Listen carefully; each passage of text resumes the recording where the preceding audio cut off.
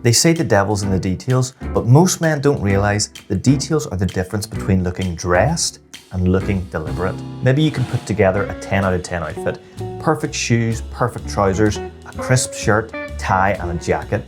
But you still walk out the door wondering why you're getting stares instead of respect. Or worse, why your colleagues still treat you like the same guy who used to wear a t-shirt and jeans, even though you're trying to reinvent yourself. So what's holding you back? What's sabotaging the effect you think your outfit should have? Well, today I'll show you the overlooked details that separate the ordinary man from the intentional man. The man people take seriously the moment he walks into a room. Most people guess the problem straight away. It's the accessories. But there is one accessory that single-handedly changes your entire presence: your bag. Most of us still commute to work. We're carrying laptops, notebooks, pens, documents, maybe a laser pointer, and of course, our lunch. And because convenience rules our habits, we carry all this the same way we did back when we were in school. We throw it all into a backpack. But here's the uncomfortable truth. You're not in school anymore. Now you're an adult, a professional, and your bag needs to reflect that. You see, the traditional backpack, it clashes with your entire professional identity. It signals student, even if you're wearing a full suit.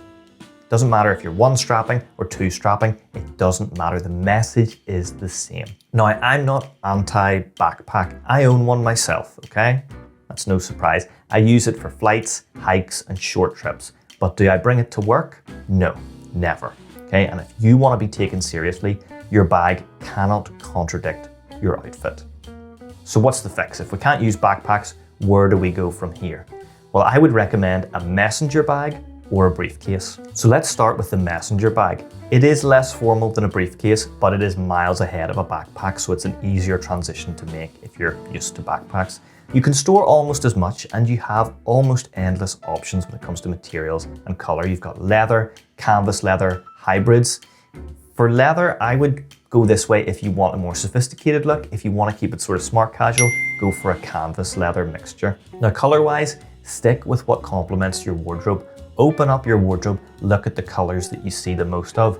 Dark brown leather is a universal classic, works really well.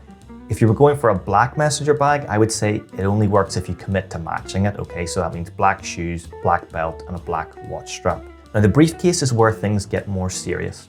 There was a time not too long ago when you couldn't call yourself a professional man without a briefcase.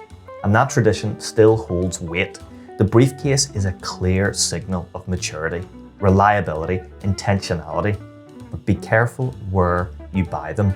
Most cheap leather briefcases, they're not leather at all, okay? So if you're looking at one and it's under $100, what you're really buying is disappointment, okay? If you want great value on a briefcase, look at companies like Maverick & Co. Their Manhattan briefcase is fantastic. I have one of these in brown. It's got 4 metal feet that help protect the leather along the bottom. It's got a high quality zipper, very strong structure, okay? It holds its shape, fits everything I need to bring with me each day, and it's earning me consistent compliments. It goes with all of my smart casual and smart outfits. Now, if you want the absolute best, I would look to companies like Carl Friedrich. These come in at about 500 or 600, but worth every penny, okay? You've got colors like dark olive, taupe, black, chocolate, and you can choose between smooth or grained leather. Personally, I like the grained leather look, feels a bit more masculine. So folks, take a look at your current work bag. Does it match the man you're trying to become? Or does it look more like the boy you used to be? Let me know in the comments down below. Feel free to share a picture of your bag down there or tell me what it is. So we mentioned the watch. We've got different types of watches that you should know about. Dress watches, dive watches, chrono or sport watches, pilot watches, and field watches. Now, if you're dressed business formal, in other words, a dark suit, I would recommend going for the dress or dive watch, okay? Those both work. Most of us will fall into business casual, however, and the nice thing about business casual and casual as well, you can go for basically any watch type, it works. Now, for a more sporty outfit, for a workout or some sort of adventurous exercise, I would recommend avoiding the dress watches, okay? They usually can't take the same amount of battering that the rest of these types of watches can. If you're really unsure about what to wear with your outfit, you don't know where your outfit lies on this spectrum, look at your shoes, okay? That's often the quickest way to tell the level of formality you're at. Now, for those categories like business, casual, and casual, I said you can wear any type of watch. And what I mean is any watch from these categories. Okay, category doesn't limit you, but I don't mean you can wear any watch, okay? You need to take into account the materials. So firstly, leather complements leather. Close color matches are usually okay. You can go light brown watch strap with dark brown shoes. That's usually you can get away with that, but avoid harsh contrasts. You know, you don't want a black watch strap and brown shoes. That just signals to everyone you're the kind of man who doesn't pay attention to the details, and that's probably not the signal you're trying to send. Also, don't overlook the metals on the watch. If it's gold, then avoid wearing it with a belt or shoes that may have any silver on them. You want to stick to either silver matching or gold matching. Okay, the pen's a bit of a funny one to talk to because we live in a digital world, but the pen, in my opinion, still matters. Picture this, you're dressed very sharp at work. Someone hands you a document to sign and you pull out a cracked, half-empty Bic. Your whole persona breaks in a single moment. See, a pen isn't about writing so much, it's about consistency and coherence with your overall look. And if you journal or reflect in any sort of written form, you probably already understand this. So if you're going to present yourself as a serious man of thought, a thinker and intellectual, carry a pen that reflects that. And that leads us naturally into talking about notebooks. Always surprises me how few men in intellectual professions journal their thoughts or their notes. Your mind is your superpower, but the mind is for having ideas, not storing them. So get yourself a leather-bound notebook, capture your thoughts, organize your days.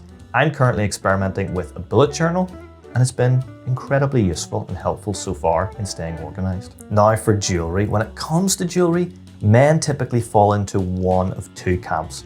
There are those who avoid it entirely, and there are those who go full Mr. T with 5 necklaces, bracelets, and rings. Personally, I think the sweet spot is somewhere in the middle, okay? Start with rings. That's probably the safest place to start for a man. A wedding ring, obviously, that's what most men end up wearing if they're successful romantically. I actually chose my wedding ring to be a signet ring, and I chose that to honor my grandfather, who wore one as well, but also because some of my role models, people like Frank Sinatra, wore them with such elegance. And I have mine engraved with a simple C, that's my family initial, and that turns it into an heirloom. Okay, now it's more than a ring, something I can pass down to my son and his son. One note about signet rings, avoid wearing them on your pinky finger, okay? That territory belongs to gangsters and dodgy car salesmen, and you don't want to be confused with them. Now, if time is a man's greatest resource, then money is a close second. So where do you keep yours? Most men carry the same wallet they bought at age 18. It's cracked, peeling, it's completely falling apart. If you pull that thing out in public, we're in pursuit. Everybody sees it, and everyone silently judges for it. A few notes on selecting a wallet. Opt for leather, opt for durability, opt for adulthood. Card holders, yes, they are becoming more popular, especially with more shops going card only for terms of payment. Some have cool mechanisms where the cards spring out. They're fun, but the traditional leather bifold wallet, to me, I think it's still undefeated. Cash is still king in 2025. Now, personally, I am using a card holder at the moment, but I am looking for a quality bifold wallet. So if you have some out there that you really like, drop me a recommendation in the comments down below. So like I said in the beginning, the devil is in the details, and so is your identity.